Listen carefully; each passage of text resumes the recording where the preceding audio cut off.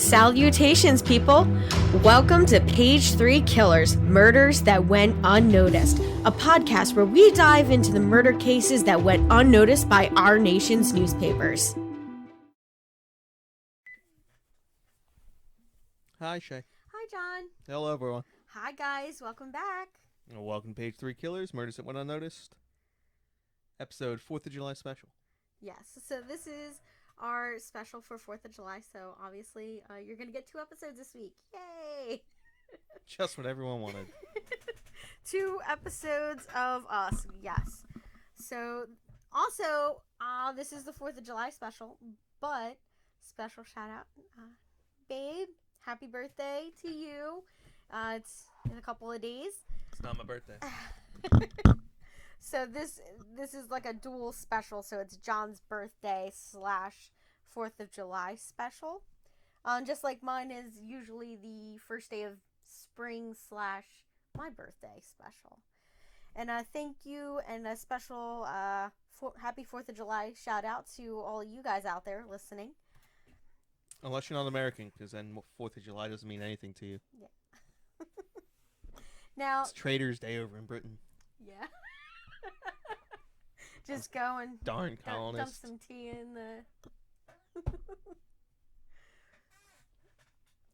It's like what were you saying? Like it's like we'll go up to like Massachusetts and just like take a teacup and just dump some tea in. Oh yeah. You got it. Just symbolically. Yeah. It's like, just throw like a Lipton's thing in there. Yeah. Probably get arrested for littering. Yeah, I know, right? Nowadays, it's heavily frowned upon. Now, this episode I specially selected just for you, John. Now, today we're going to be focusing on politicians who committed violence against other politicians. Yeah. I can think of no better thing. I know. And a lot of these were like during heated debates and political tensions, and everything just exploded. But I looked this up, and there's been at least 70 instances of congressmen and senators being involved in a public beating or duels with one another. Like, that's kind of crazy. I wonder if anything's like happened recently. I don't think in America. No. No, if I had to think, it's probably maybe during like the 70s, early 70s, late maybe 60s. Yeah. So everything that we're going to be looking at is going to be right around either pre or right before the Civil War. Well, unless you want to count that time that Dick Cheney shot someone in the face. Yeah, I don't think. Listen, He wasn't another fellow politician, though, was he? Yeah, no, he was a What was he? Oh my goodness. He was a friend, which means he probably worked for some. He was probably a business person. Yeah, how do you accidentally shoot somebody in the face? I don't know. Mistook somebody for a bird. He was bird hunting. Yeah, for a fowl. So we're gonna start off this episode with the 1798 attack on the Democratic Republican Representative Matthew Lyon. All right. So this happens on January 30th of 1798 in the U.S. House of Representatives. They were holding a hearing on the impeachment of a senator from Tennessee, William Blount. Now, Federalist Congressman Roger Griswold attempted to provoke the Democratic Republican Representative Matthew Lyon during their heated discussion over this matter. Now, Lyon, being the better man, deliberately ignored Congressman Roger Griswold. All of his attempts to rile him up, pull him into engaging in that kind of behavior. So when Roger Griswold realized that it wasn't having any effect on Matthew Lyon, he lost his temper and called Matthew Lyon a scoundrel. aghast. Ooh, yeah. Actually, that was like a really terrible thing. It was like impeaching on somebody's honor. Like I looked this up. It was next to like calling somebody a motherfucker. Like For real? for real. It was like using profanity in front of somebody. Like it was. That's how badly they viewed being called a scoundrel because it like tainted your honor. And back then, you didn't have much that you had on. That was it. So, as the argument escalated, Matthew Lyon did respond to that with by spitting in Roger Griswold's face. So a few weeks later, Roger Griswold, in retaliation to being spit in the face, even though he started the whole thing, he entered the house floor and attacked Matthew Lyon with a wooden walking stick. But Matthew Lyon wasn't just going to take it down, laying down. He grabbed a pair of tongs from a nearby fireplace, and they started a brawl.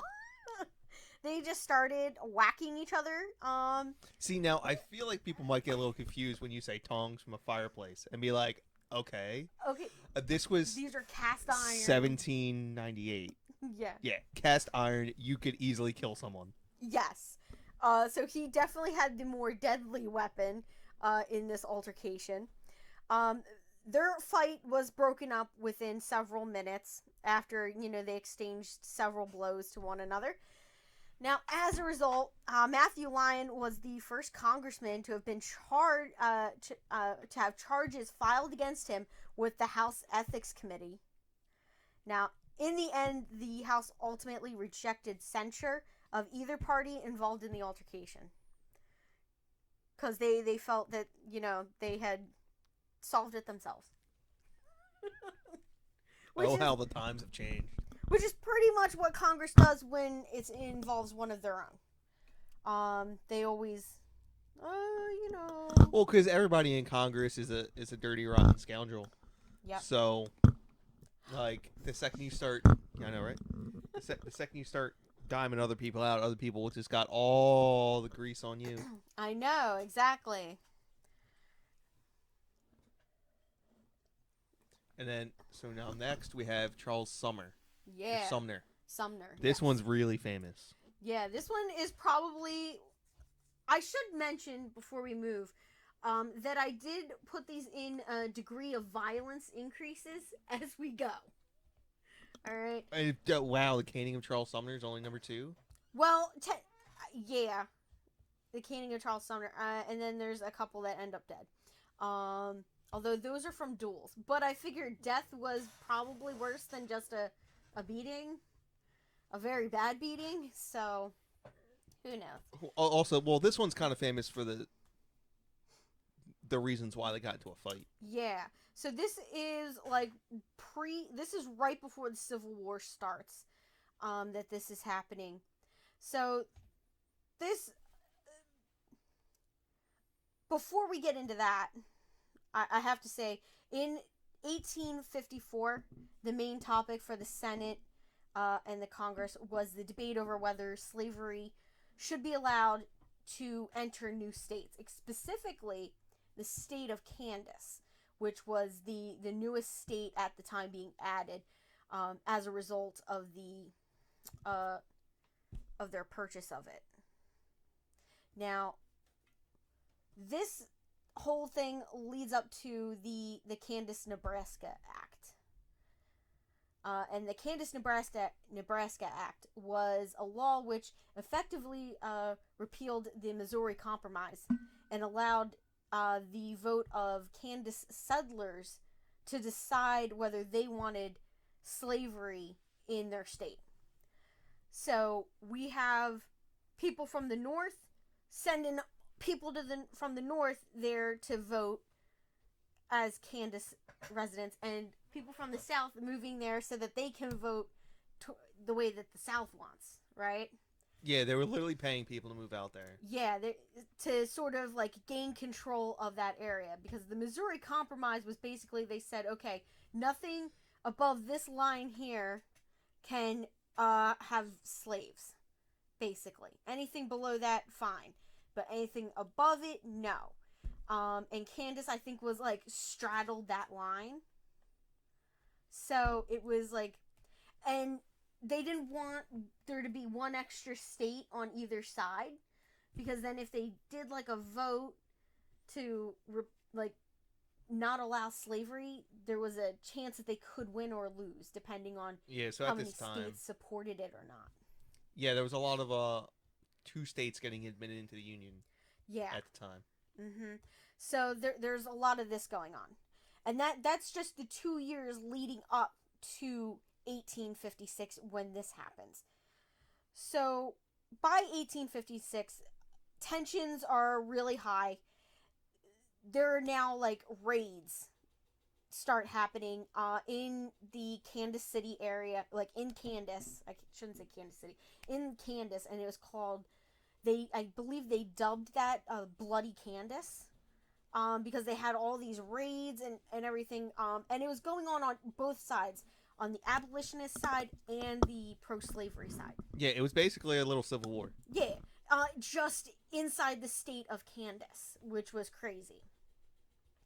Now, in 1856, our guy, Charles Sumner, he gives a speech criticizing the Kansas Nebraska Act in a lengthy speech. And I must mention that he is an abolitionist. He did not believe in slavery. Which is still rare, even in the North. Yes. Abolitionists were still not the normal. Yeah. So, in his speech, he attacked the authors of the legislation and called for the Kansas admission as a free state. So, they would be a free state, no slavery. So, Preston Brooks was a pro-slavery Democrat. Okay, which I know everybody's gonna like be like, what? A Democrat being, pro-slavery? At the time, Republicans and Democrats were different things. Okay, it was reversed. So Democrats were they were Southerners. Yeah, Southerners, pro-slavery, conservative. I mean, well, everybody at this time was conservative. I shouldn't say that. But yeah, so they were pro-slavery, and the North was, but they didn't define themselves yet by those parties like we do now. Yeah, it wasn't until the 60s. Yeah. That there was a switcheroo. Like you had the Whig Party earlier. A couple parties like joined together. Well, the first two big ones were the Whigs and the Democratic Republicans. Yeah. Whigs would have been like Hamilton, John Jay, and then the Democratic Republicans would have been like Thomas Jefferson, Andrew Jackson. Yes. Yeah, those guys.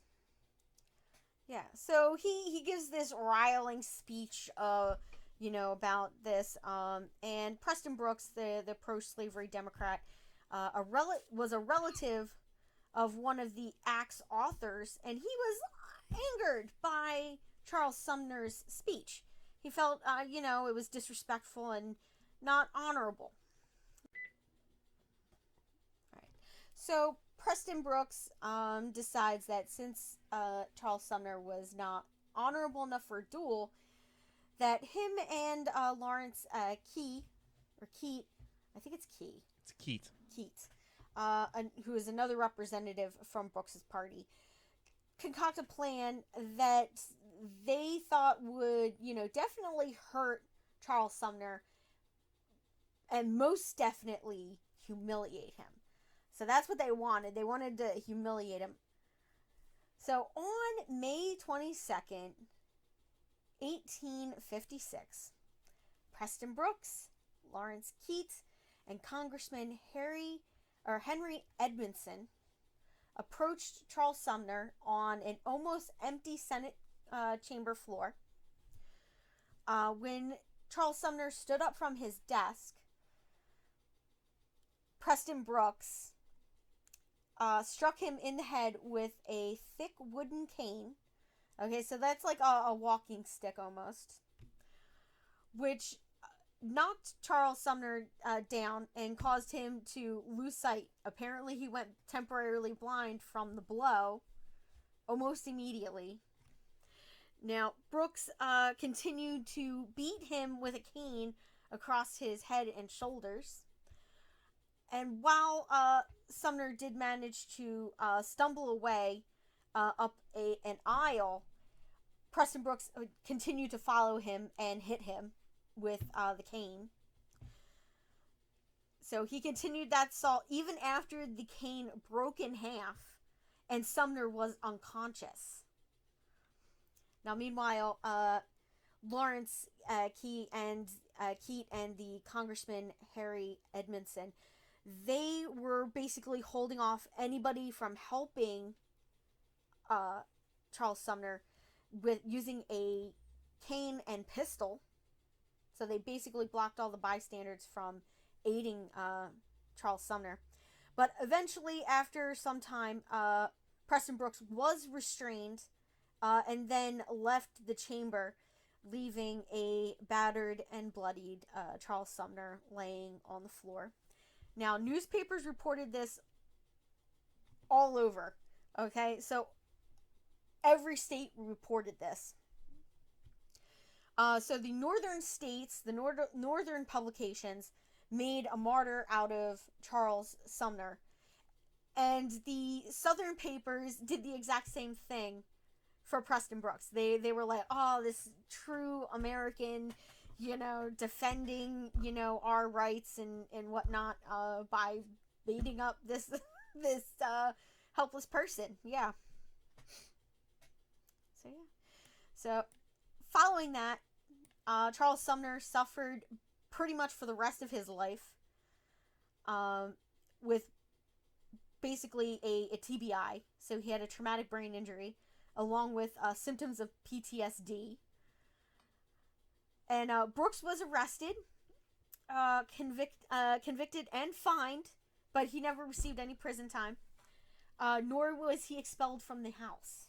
He still sat in his seat, and in fact, he was reelected the new term later that year. Although he did die before he was able to serve that. And he was a younger man. He wasn't that old when he died. Yeah. So, Keat, for his part, was censured by the House. But he was overwhelmingly reelected within a month of the incident. So, yeah. Nobody gets punished, is what I'm saying. The punishments are extremely temporary. And usually they can get back into the seat that they sat in. Yeah. Must be nice. I know. Wish I could beat the crap out of one of my coworkers. Get away with it. Yeah. All right. So we're gonna fast forward a couple of years to 1858, and this one's gonna involve our good friend Lawrence Keat again. Oh, he's back. He's back. All right. So in the 1850 congressional elections, oh my gosh, this guy's name, Galusha? Galusha Grow ran as a Democrat. Now, following the signing of the Kansas-Nebraska Act, Grow switched to the newly formed Republican Party and continued to be a member of that party for the remainder of his career. So, in 1858, Democrat Lawrence Keat found himself in a House debate in which he was offended by Congressman Grow.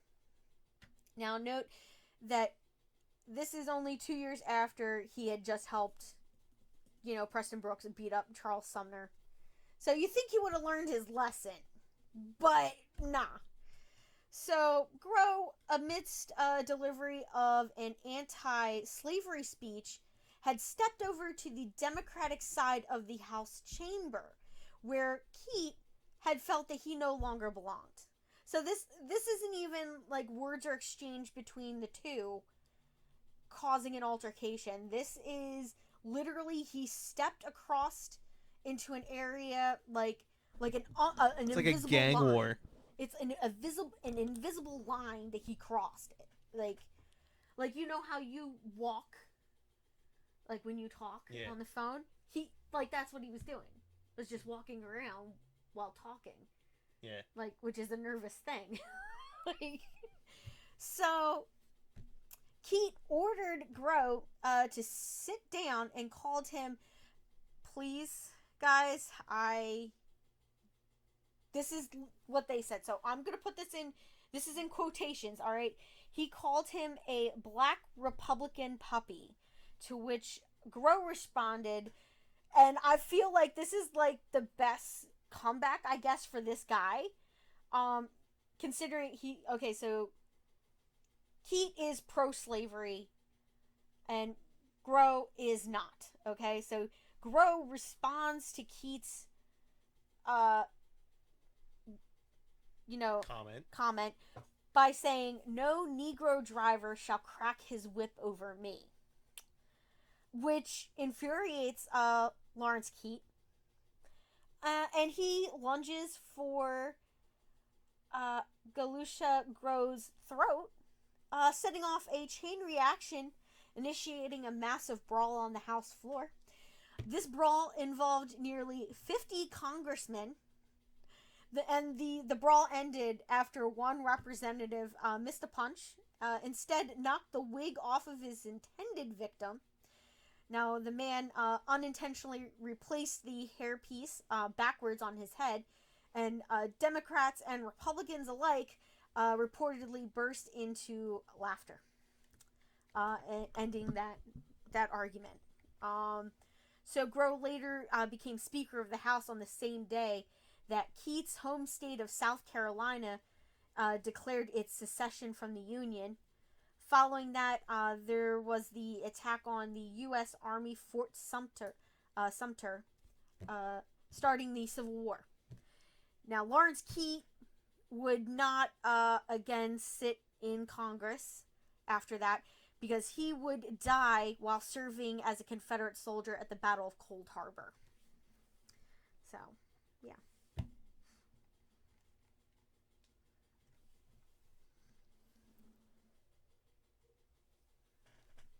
Oh, there we go. Sorry, I was thirsty. All these slow pro-slavery people to get upset so quickly. I know. Now we're going to talk about a duel. Our first duel out of two. I think we got two more things. Oh my gosh. Yeah. So we're going to talk about the 1838 Jonathan Seeley duel. All right, so I'm unfamiliar with this. All right. So this is gonna be all new to me. Yeah, this one's pretty neat. Okay, it's pretty interesting. So in 1838, political partisanship was on the rise. All right, so you had the Whig and the Democrat parties, and they were fighting bitterly over how to respond to the new financial crises facing the United States. Now, at the time, due to the Industrial Revolution, we now have newspapers gaining in popularity. Okay, more people are becoming educated, so they can read. More people can read. Now, these newspapers, though, this is yellow journalism we're talking about here. So if they didn't have any news, they just made it up. All right. Well, the best part is they were not shy of being, like, they would tell you, like, straight up, nope. Like, it would be like the whatever city, like the Atlanta Democrat would be the name of their newspaper. Like, you had no. Yeah. There was no pretense of unbiasedness. Yes. So they, like news stations today, they definitely report to their own political biases. Okay. But they didn't pretend that they weren't. Yeah, exactly. Which is the difference. So, and the problem was that most of these congressmen each owned a newspaper and reported their own opinion as if it was fact. Also, that's how they got elected. because guess how people figured out what the issues were? Yeah, The newspaper. The newspaper, and that's how they figured it out. Yeah. So the Democrats considered coverage by the Whig affiliation papers to be unfair. Okay, yeah, I could say that. Yes, sure, but at the same time, the Democratic newspapers were definitely being unfair as well. So there was really no controlling it. So Congressman Jonathan Seeley decided to bring this matter up on the House floor. So he takes the House floor and he specifically cites the New York Courier and Inquirer as the two of the worst, you know? And he even suggested that there's possibilities of corruption occurring. So money exchanging hands to write these fallacious stories about the Whig Party. Or so he's like, he brings this up. Well, the editor of the paper, James Webb, is so insulted at the bribery accusations that Seeley has made against him and the newspaper that he is the editor of. So he convinces a Whig congressman, William J. Graves of Kentucky, to deliver a letter challenging Jonathan Seeley to a duel. Now, only problem is Jonathan Seeley doesn't know who James Webb is. He doesn't care. So when William Graves from Kentucky tries to give him this letter for this duel, he refuses to accept it. He's like, nah, this is absolutely ridiculous. I refuse. Which William Graves takes as an affront to his honor and takes it as an insult. So he, instead of delivering the letter challenging him to a duel, issues his own duel challenge. So now we have William Graves and Jonathan Seeley about to duel off. Now on February 24th, 1838, Jonathan Seeley and William Graves of Kentucky arrive in Prince George's County, Maryland, which sits on the outskirts of Washington, D.C. And I'm assuming duels are illegal at this time.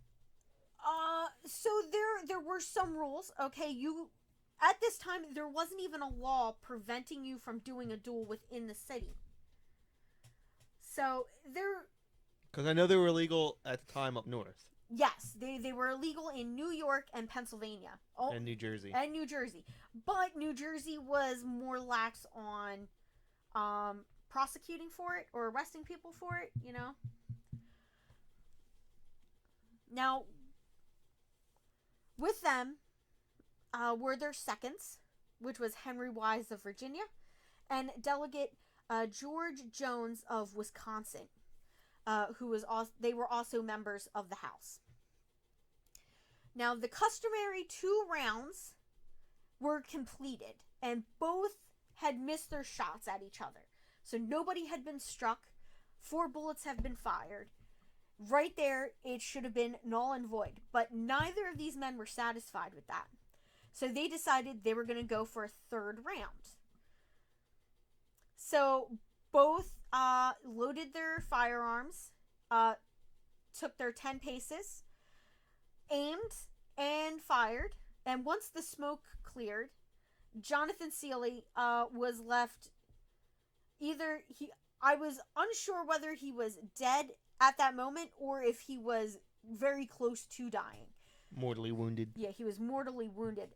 I feel like he was mortally wounded at this time because I feel like it would still take at least a couple minutes for you to bleed out. So that third... No. The femoral artery? Take like 2 minutes or so. With probably a 38 or 40 some odd caliber ball. Yeah. Through your femoral artery. We're talking, you're unconscious in seconds. Okay. Yeah, so he might have been dead when he hit the ground. Uh so the third bullet had severed an artery in his thigh. Now on February 27th, 1838, the House chamber hosted a funeral attended by the President Martin Van Buren and other statesmen in honor of Jonathan Seeley. Now, Graves and the two other congressmen who attended and participated in the duel were recommended for censure. I love that line. Just casual. Yeah, you guys can censure them if you want. Yeah, but like the government does, the House refused to censure all three men. Instead, they pushed through legislation prohibiting the challenge, accepting, or fighting of duels within the District of Columbia. Now, today, the Jonathan Seeley Graves duel remains the only case where one congressman was killed by another congressman. Yeah. It's actually a fairly impressive record in 300 some odd years. Yeah. I mean, given the height of the contention of some of the issues that we've dealt with. Yeah. So now, the next one, this is one that you had brought up to me, okay, which was the Broderick Terry duel. So this is the one that you knew about. Yeah. Okay. Yeah. Yeah. So this is a duel between David C. Broderick and David S. Terry. David was a very popular name. It's very biblical. So, yeah. So we're just gonna go with Broderick and Terry, okay? Because they're both named David. Bet you David wins. Yeah, David does win. Okay. This is subsequently called the last notable American duel. All right. And it was fought between two senators, a senator and an ex-chief justice of the Supreme Court. The problem after this, even getting into this time, is guns are getting very accurate. Yes. Back in the day, they would have been satisfied not hitting each other, but yeah, now they're like they're getting more accurate. I can't say super accurate, but they're getting more accurate. And the issue is now if you miss someone, like they know you missed on purpose. Yeah. It's not like back in 50, 100 years before this, you could aim straight at someone's chest and completely miss them from 10 paces. Yeah. So, the senator would be Broderick of California, and Terry was a justice of the Supreme Court of California. Now, the two men had been friends and political allies within the Democratic Party for years prior to this. Now, however, Broderick was an abolitionist, and Terry was pro-slavery. Okay, so just wrap your head around that. Somebody on the Supreme Court being pro-slavery. But, it says it right there in the Constitution. Yeah. Now, also, by the way, at the time, the Supreme Court was not what we think of it today.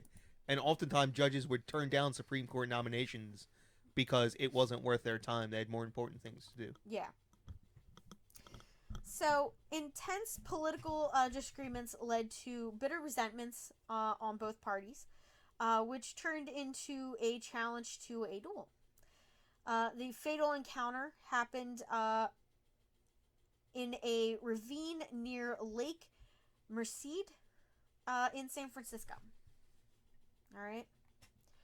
So now for the background information on here. So Broderick and Terry were, they were part of the same party. They were good friends. And Broderick had even said that he considered Terry to be the most honest man on the Supreme Bench. Which is, that's quite a compliment. But that all changed after Terry failed to be reelected that following election. Now, Terry believed that his losses occurred because of Broderick's anti-slavery campaign against his fraction of the party. So, converse. Oh, and it's also he was not the United States Supreme Court. It was the Supreme Court of California. Yeah. Very different. So, conversely, uh, Broderick blamed Terry's fraction of the party for trying to bring him down. So yeah. Now, various accusations and counter accusations followed, in which Broderick said the following, and John's going to read this as Broderick. Okay. I see that Terry has been abusing me. I now take back the remark I once made that he was the only honest judge on the Supreme Court. I was his friend when he was in most need of friends, for which I am sorry. Had the Vigilance Committee disposed of him as they did of others, they would have done a righteous act. Yeah. So the situation between the two men only worsened when Terry attempted to be renominated as a Supreme Court justice. Now, he was denied the nomination because of Broderick's efforts on the subject of the Lecompton Constitution.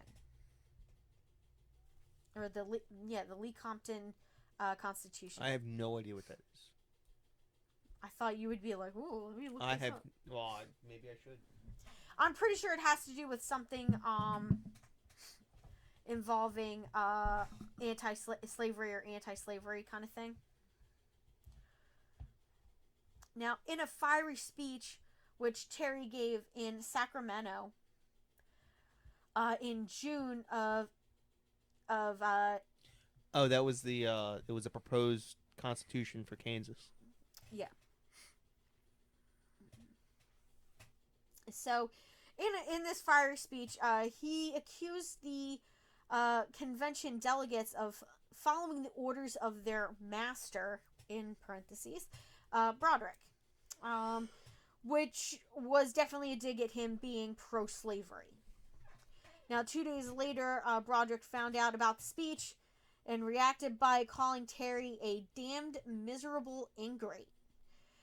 He also questioned Terry's honesty. Now, Broderick's remarks were overheard by a Mr. D.W. Presley, who later told Terry about them. Now, Terry was clearly hurt by what he considered to be a betrayal of a man he had helped so much in the past. So, after Broderick lost an election to the U.S. Senator William M. Gowen, Terry wrote a letter to Broderick, which was in fact a challenge to fight a duel. And I actually have that letter here. Do you want to read it? Or? No. Okay. So, Oakland, September 8th, 1859. Honorable D.C. Broderick, Sir, some 2 months since in the public table of the International Hotel in San Francisco, you saw fit to indulge in certain remarks concerning me, which were offensive in their nature. Before I had heard of the circumstances, your note of the 20th of June, addressed to Mr. D.W. Presley, or Purley, in which you declared that you would not respond to any call of a personal character during the political canvass just concluded, had been published. I have therefore not been permitted to take any notice of those remarks until the expiration of the limit fixed by yourself. I now take the earliest opportunity to require of you a retraction of those remarks. This note will be handed to you by my friend Callahan Benham, Esquire, who is acquainted with its contents, and will receive your reply. D.S. Terry. So that that was a challenge to a duel right there. Now, after a few clarifications on what in particular Terry found to be offensive in his statements, Broderick agreed that it was Terry's call to decide whether those statements were offensive. So Terry insisted on his interpretation of Broderick's statements, and the duel was scheduled. Now, the first attempt on the 13th of September was prevented by police intervention. All I'm saying, if there's two men willing to shoot at each other, just let them do it. Yeah. As long as no one else gets hurt. Yeah, so both Terry and Broderick agreed to make another attempt, and the location of the duel was moved to a secluded area near Lake Merced. Now, it was okay. I'm sorry. I just misspoke earlier. So the original duel was supposed to happen several days before September 13th. September 13th was the day that they set the new date of the duel. There's my correction, guys. Now, the weapon chosen was, babe, you want to... It was a Belgian 58 caliber pistol. Yeah. Do you know anything about those? No, I'm assuming that they were the fancy dueling pistols made back in the day. They were... I mean, 58 calibers, a large diameter bullet. Yeah. So Terry was familiar with this model of pistol, and had even practiced with one prior to the duel. And Broderick was not familiar with it. Now, it was later described that both pistols had a hair trigger, but Broderick's was more delicately set than Terry's. Yeah, so much so that a jar might discharge it. Now, Broderick's seconds were inexperienced men, and no one realized the importance of this difference. So, in 1881, James O'Mary provided an eyewitness account of this duel, okay? And he wrote the following, referring to Broderick. His rigor of frame was so intense that in the effort to adjust his pistol to the required position, he was obligated to use his left hand to bring his right arm into proper form.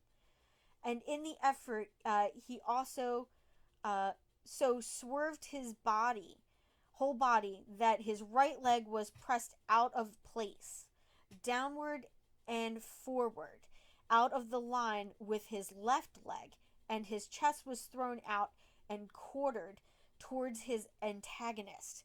So it is to present a larger surface for the chance of a shot aimed at him.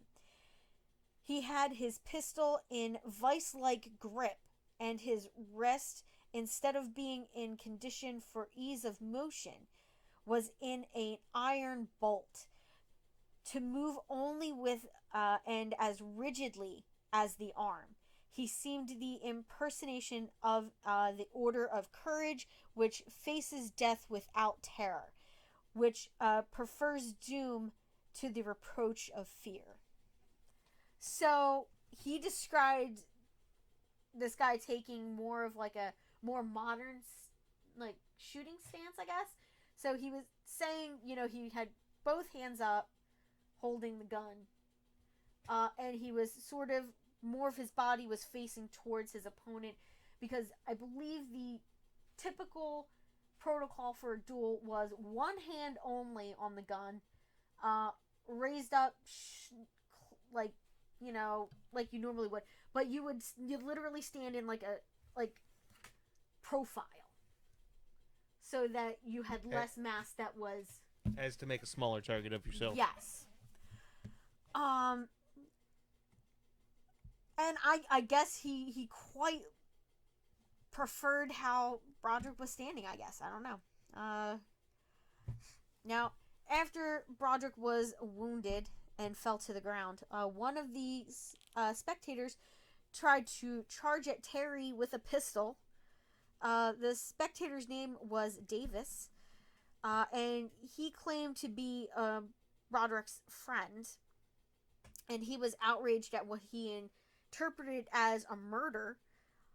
Um, yeah.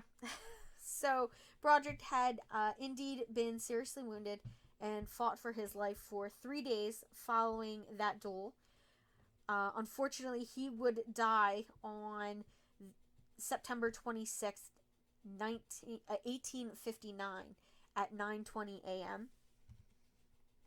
One of the last remarks made by Broderick was, "They have killed me because I was opposed to slavery and a corrupt administration."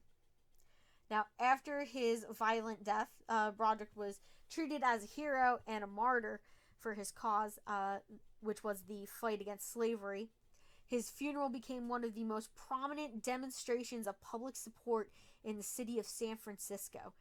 And he was buried at the Lonely Mountain Cemetery, which is that pretty famous cemetery in San Francisco. Yeah.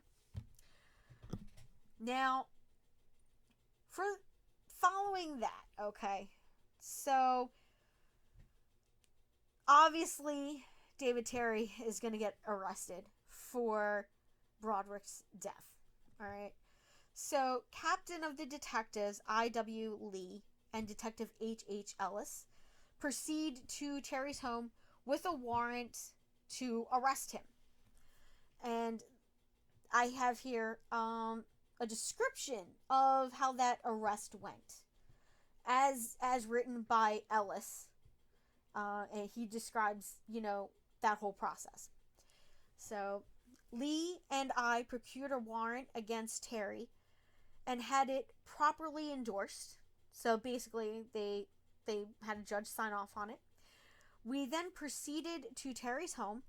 When we arrived within about 100 feet of the house, a window was thrown open, and Callahan, Benham, and Thomas Hayes, and Sheriff O'Neill and Terry leveled shotguns at us and told us to halt.